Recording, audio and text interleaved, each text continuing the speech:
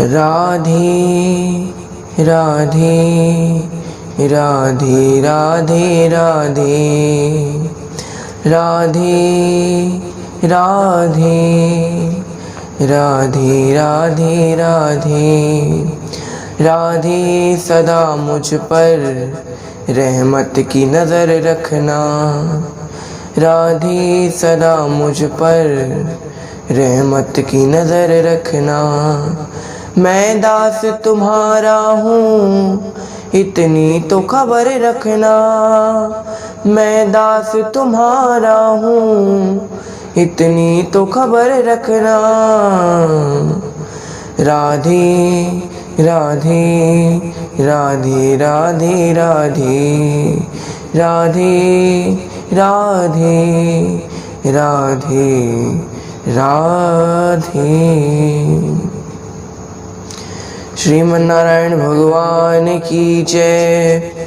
बोलिए श्री भक्तवत्सल भगवान की जय।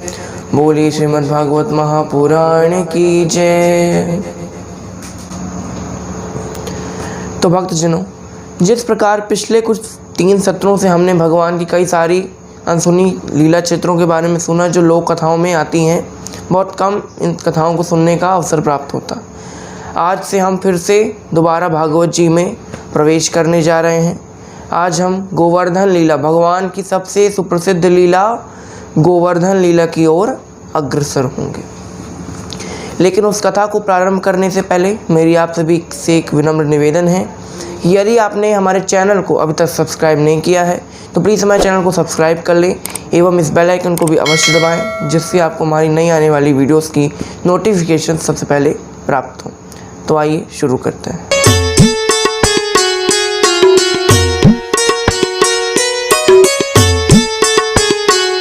यहाँ अभी तक जितने चरित्र हो रहे थे, जिसमें वत्सासुर का उद्धार हुआ, अघासुर का उद्धार हुआ, बकासुर का, धेनुकासुर का, और ब्रह्मा जी के भगवान ने मोह का नाश किया, कालिया दमन किया, ये सारी जो कथाएं थी वो सब अभी तक गर्मी का सीज़न चल रहा था, समर सीजन, गर्मी का मौसम।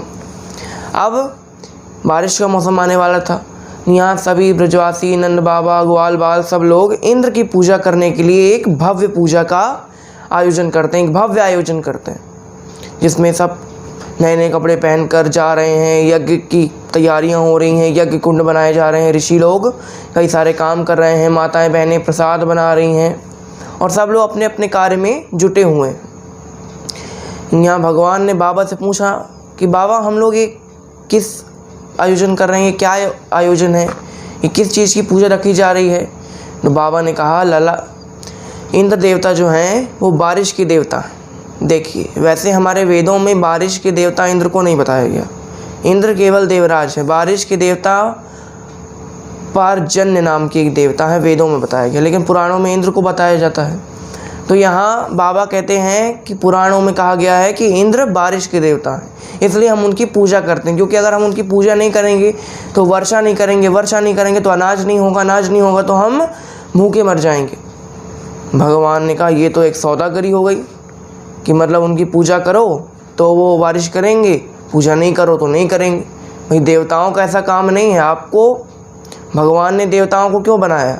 देवताओं को इसलिए बनाया क्योंकि वो अपने कार्य में संलग्न रहें, मानव जीवन को कृतार्थ करें, ना कि उनसे सौदागरी करें कि आप हमारी पूजा करोगे उसके बाद यहाँ आपको देंगे। ऐसा नहीं है। यहाँ भगवान ने कहा, और इंद्र की पूजा करते करते उसका तो मान बढ़ गया है, बहुत अभिमानी हो गया है, तो मुझे अभिमानी लोग बिल्कुल पसंद नहीं, तो इंद्र की पूजा नहीं करनी चाहिए। बाबा ने कहा, अरे इंद्र की पूजा नहीं करेंगे तो हम लोग तो भूखे मर जाएंगे। बोले, इंद्र सेवल पानी देता है ना, उन पानी को संग्रह कौन करता है? हमारी गैयाओं को भोजन कौन देता है? हम सभी को फल कौन देता है? गोवर्धन पर्वत। बाबा ने कहा, अच्छा तो फिर किसकी पूजा करनी है? कन्हैया ने कहा, अगर पूजा करनी है तो गोकुल के जीवन दाता गोवर्धन की करो, ना कि उस इंद्र की। यहाँ सभी लोग भगवान की बात से प्रभावित हुए, सब ने कहा ठीक है। अब यहाँ इंद्र की पूजा छोड़कर सभी लोग यहाँ पर गोवर्धन महाराज की पूजा में लग गए। यहाँ भगवान की आरती होती, गोवर्धन भगवान की, सभी लोग आरती करते हैं। और पूजा आदि करते हैं, हवन करते हैं, फल चढ़ाए जाते हैं और 56 भोग अर्पित किया जाता है। अच्छा, 56 भोग क्यों लगाया जाता है ये आपको इस कथा के बाद बताया जाएगा। यहाँ पर भगवान की आरती करते हैं सभी लोग। आइए हम भी आरती करेंगे, उसके बाद कथा को आगे बढ़ाएंगे। श्री गोवर्धन महाराज महाराज, थारे माथे मुकुट बिराज रहो। श्री गोवर्धन महाराज महाराज, थारे माथे मुकुट बिराज रहो। थारे माथे मुकुट बिराज रहो। थारे माथे मुकुट बिराज रहो। थारे गले में कंठा साज रहो। थारे माथे मुकुट बिराज रहो। थारे गले में कंठा साज रहो। श्री गोवर्धन महाराज महाराज, थारे माथे मुकुट बिराज रहो।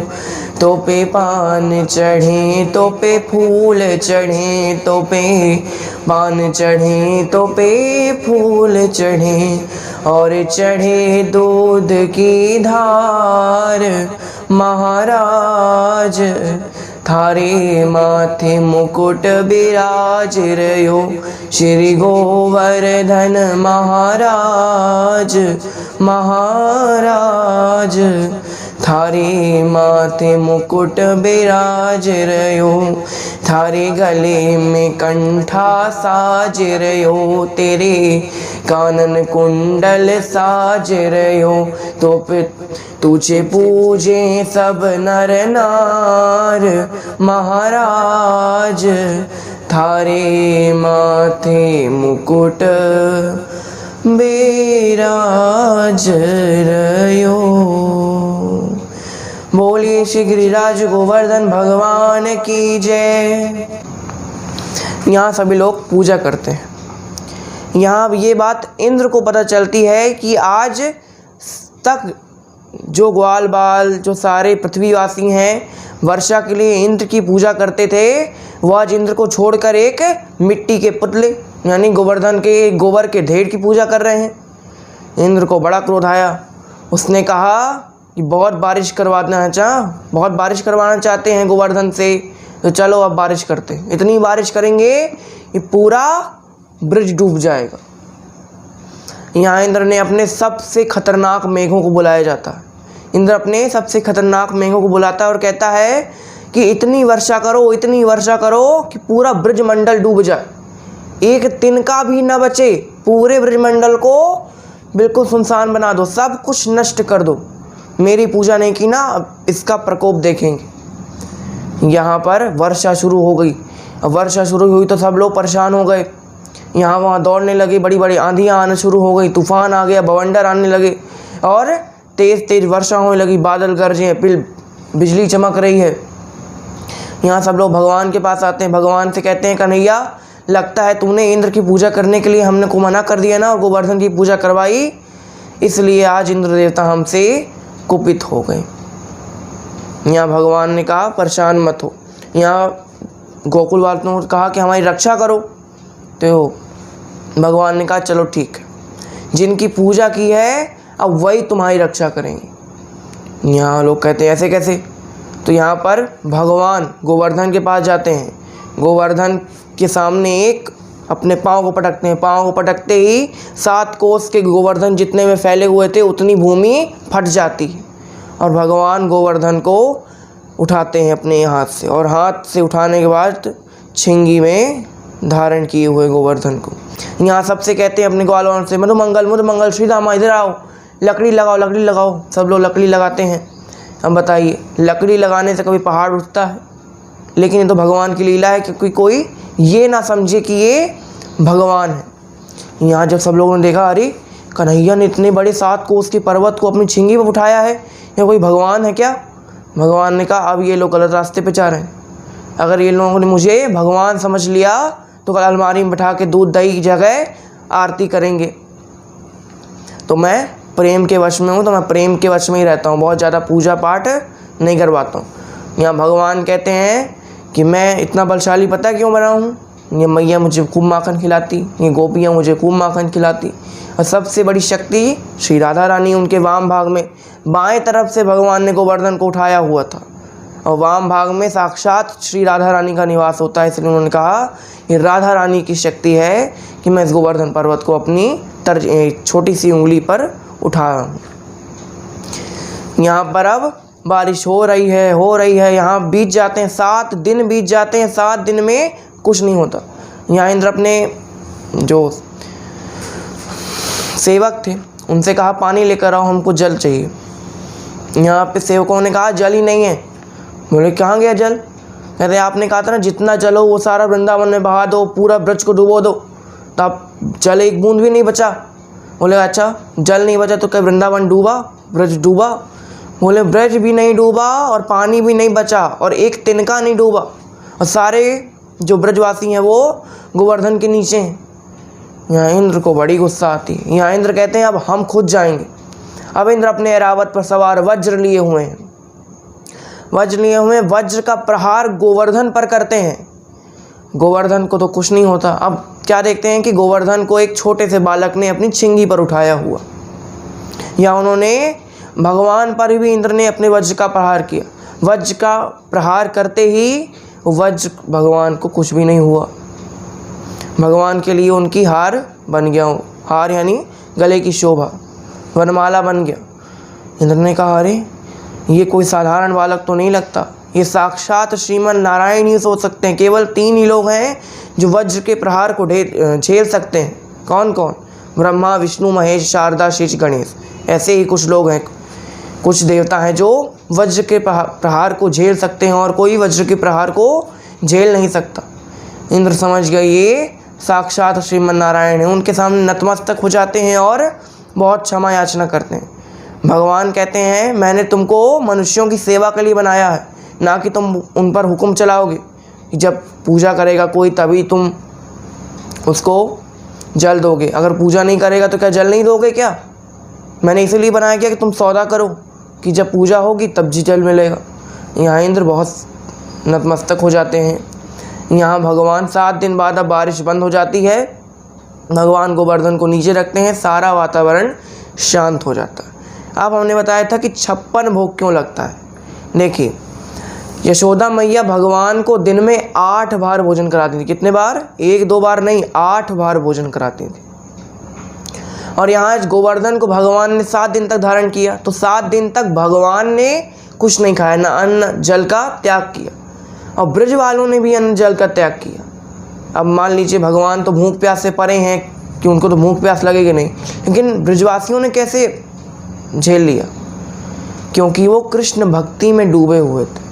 जब आप किसी चीज़ में एकदम मग्न हो जाते हैं तो भूख प्यास कभी कभी नहीं लगती कि आप किसी चीज़ में मग्न हैं तो भूख प्यास नहीं लगती। उस तरह जो ग्वाल बाल थे, गोपियाँ थी, वो सब भगवान को इतने अच्छे से देख रही थी, इतने मगन होकर कि 7 दिन कैसे बीत गए पता ही नहीं चला। यहाँ जब 7 दिन बीत जाते हैं तब 7 × 8 कीजिए, 8 बार भोजन 7 दिन का एक साथ ही लाया, 56। यहाँ भगवान को 56 भोग की रीति यहीं से प्रारंभ हुई। भगवान को 56 भोग लगाया जाता है, भगवान 56 भोग का ग्रहण करते हैं। अब ये जो गिरिराज हैं गोवर्धन महाराज, ये ब्रज में आए कैसे? अब इसकी कई सारी कथाएं। भगवान ने गोवर्धन को क्यों उठाया, और भी कारण है। भगवान की सारी लीलाएं, सब जो भी सब होता रहता है वो तो भगवान की लीला होती। तो भगवान ने ऐसी लीला क्यों की कि इंद्र को अहंकार आया कि भगवान ने गोवर्धन पर्वत क्यों उठाया? तो अब ये कथा है। पहले हम लोग जानेंगे कि गिरिराज आए कहाँ से ब्रज में। यहाँ पहली कथा आती है कि श्री गोवर्धन महाराज श्री द्रोणाचल नामक पर्वत के पुत्र हैं। गर्ग संहिता में ऐसा वर्णन किया गया है कि द्रोणाचल नामक पर्वत के गिरिराज गोवर्धन जी पुत्र माने गए। एक बार रावण जी के दादाजी का क्या नाम है हमने बताया था पिछले सत्रों में, पुलस्त्य मुनि। पुलस्त्य मुनि रावण के दादा हैं और ब्रह्मा जी के 10 मानस पुत्रों में से एक हैं। सप्त ऋषियों में भी इनका नाम आता है। स्वयंभू मनु मनवंतर के सप्त ऋषियों में इनका नाम आता है 7वें या 6 या 7वें नंबर पर। पुलस्त्य मुनि एक बार तीर्थ यात्रा पर निकले। अब तीर्थ यात्रा पर निकलते निकलते निकल रहे हैं और कर रहे हैं तीर्थ यात्रा करते करते वो गोवर्धन पर्वत तक जा पहुँचते हैं। गोवर्धन पर्वत पर जाते हैं। गोवर्धन पर्वत को देखकर उनको बड़ी प्रसन्नता होती है। गोवर्धन पर्वत की सुंदरता, गोवर्धन पर्वत की बड़े बड़े झरने, बड़े बड़े पेड़, इतने सुंदर सुंदर बाग बगीचों को देखकर वो गोवर्धन पर्वत पर मोहित हो जाते हैं और उन्हें लगता है कि ऐसा पर्वत तो हमारे आश्रम के पास होना चाहिए। यहाँ पुलस्त्य ऋषि ने द्रोणाचल पर्वत की बहुत स्तुति की और उससे कहा कि द्रोणाचल, तुम हमको अपने पुत्र गिरिराज गोवर्धन को दान में दे दो। अब पहले के जो पर्वत थे वो भी दानी हुआ करते थे, तो उन्होंने अपने पुत्र को पुलस्त्य मुनि को दान कर दिया। यहाँ गिरिराज गोवर्धन को जाने की इच्छा थी नहीं पुलस्त्य मुनि के साथ, फिर भी ऋषि आज्ञा थी और पिता की आज्ञा थी तो टाल नहीं सकते थे, इसलिए वो पुलस्त्य मुनि के साथ चले गए। लेकिन उन्होंने एक शर्त रखी पुलस्त्य मुनि के सामने कि पुलस्त्य मुनि, आप जहाँ पर भी मुझे रख देंगे, स्थापित कर देंगे, वहीं मैं हमेशा के लिए स्थापित हो जाऊंगा और फिर कभी नहीं हटूंगा वहाँ से। उन्होंने कहा ठीक है। अब यहाँ यात्रा कर ही रहे हैं पुलस्त्य मुनि। यात्रा करते करते वो वृंदावन में ब्रजमंडल में पहुँचते हैं। अब यहाँ जब ब्रजमंडल में पहुँचते हैं तो यहाँ जो गोवर्धन थे उनको पता था कि भविष्य में भगवान की यहाँ कई सारी लीलाएं होने वाली हैं, भगवान यहाँ आने वाले हैं। तो उन्होंने अपने मन में विचार किया कि भगवान अगर यहाँ पर आएंगे तो मेरा भी कुछ ना कुछ कल्याण अवश्य करेंगे।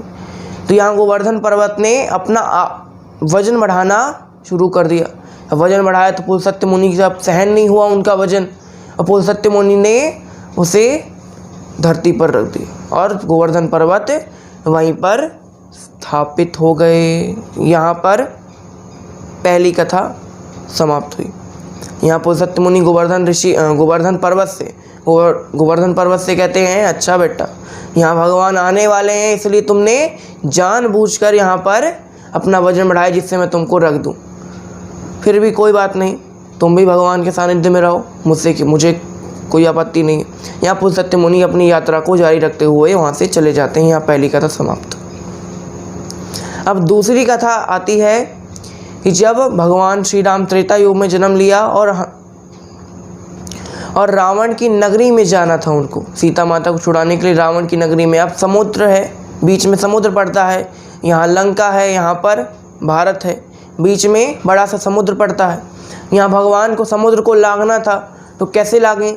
तो उन्होंने सेतु बंध नाम के एक पुल का निर्माण कराया।